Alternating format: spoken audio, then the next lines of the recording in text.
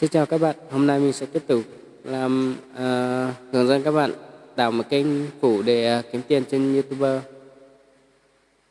để tránh mất kênh chính của mình. Rồi các bạn nhấp vào YouTube.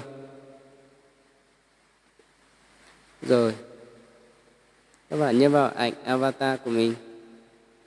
Rồi các bạn nhấp vào chữ cái mũi tên này này. Các bạn nhấp vào mũi tên này nhé. Nhấp vào mũi tên chỉ xuống ấy. Các bạn nhấp vào đây. Rồi mình tạo được rất là nhiều kênh đây, nhưng mỗi kênh chỉ có một Gmail khác nhau nhé. Có 1, 2, 3, 4, 5 kênh đây. Nhưng mà đây là Gmail của kênh nhé. Rồi các bạn muốn tạo thêm một kênh nữa thì các bạn nhấp vào dấu cục. Đây, dấu cục đây. Các bạn nhấp vào đây nhé.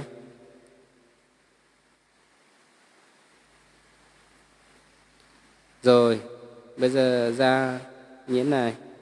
Các bạn vẽ màn hình theo khóa màn hình của mình nhé. Đây. Các bạn vẽ theo khóa màn hình của mình kia.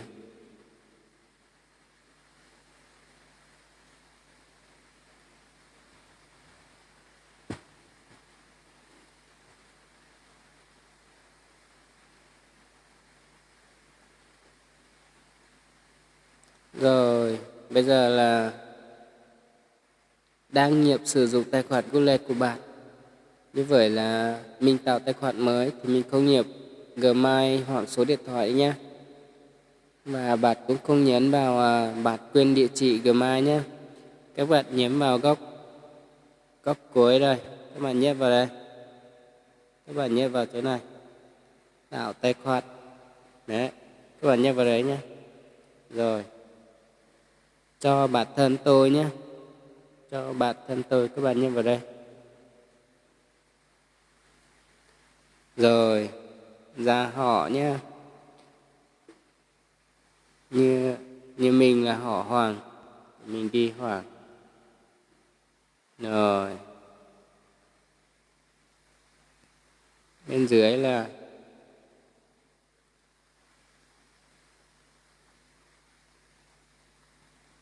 gì thế ta?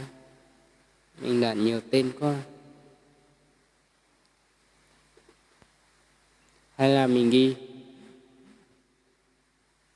vlog.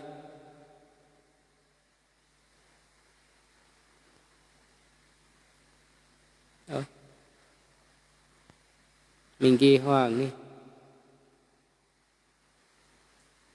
Hoàng. Bên dưới là vlog. Vlog. Ok. Các bạn tiếp theo nhé. Ấn chữ tiếp theo. Rồi. Các bạn chọn ngày tháng năm nhé. Rồi chọn ngày 22. Các bạn nhớ chọn ngày tháng. Các bạn nhớ chọn đủ từ 18 tuổi trở lên nhé. Dưới 18 tuổi là mình phải chờ tuổi ấy. Là 22 tháng 6 năm 1995. Giới tính mình là nam, chọn nam. Tiếp tục nhé, các bạn ấn chữ tiếp theo ấy.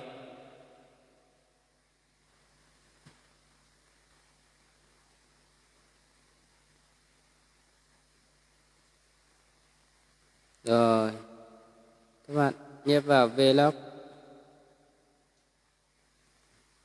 chọn địa chỉ.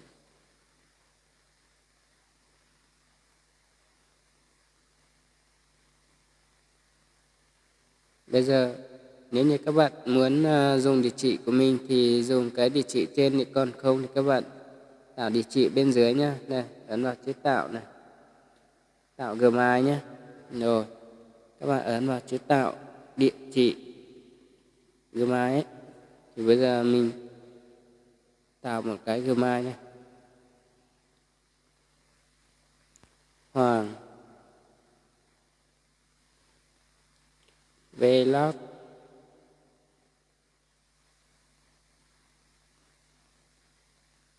2 3 5 8 0 0. Rồi ấn đi.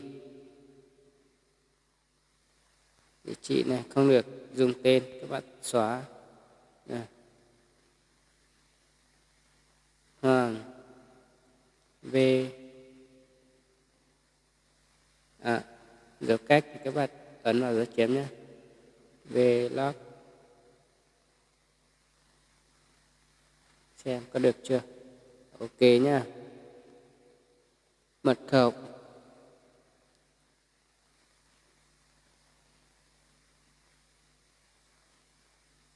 Sao ta? Mật khẩu nhá. Hoàng Vlog, không cần cách dấu nhá. 1 2 Xác Kiệt Hoàng Vlog 1 2. Tiếp theo nhá. Các bạn ấn tiếp theo. Như nào ạ? Hoàng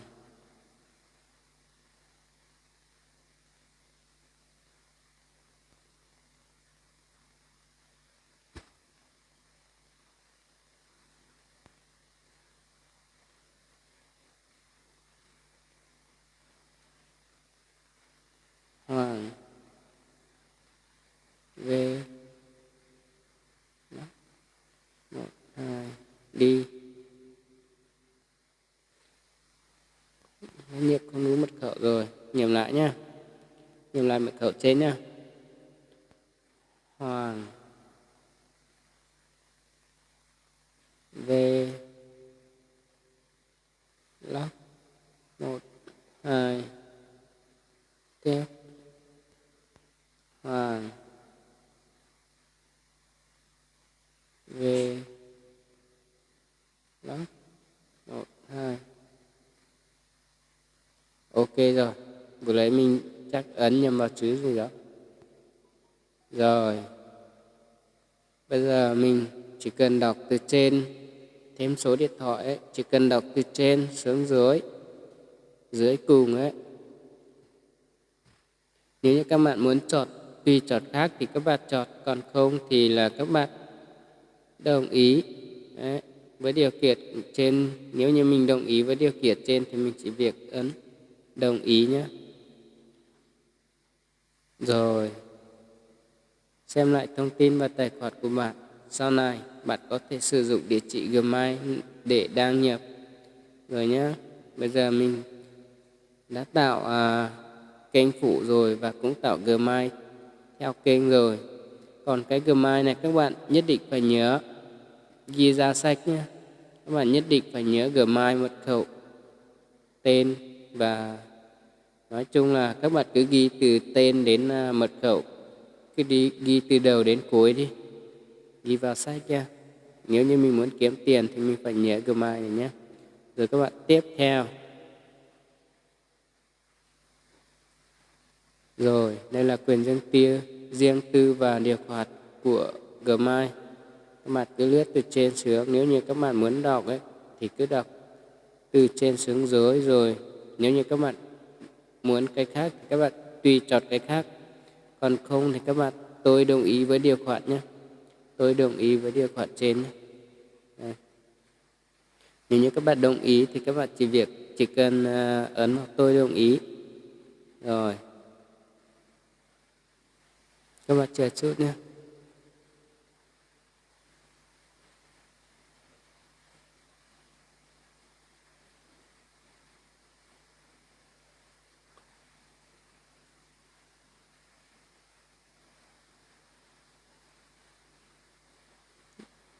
Rồi đây. Đã xong rồi nhá. Các bạn nhấp vào hình ảnh avatar để xem. Xong các bạn nhấp vào kênh của bạn. Rồi đây. Đã tạo xong rồi nhưng kênh chưa có gì nhá. Rồi đấy. kênh chưa đang gì nhé. Rồi ok. Cảm ơn các bạn đã xem đến đây nhé.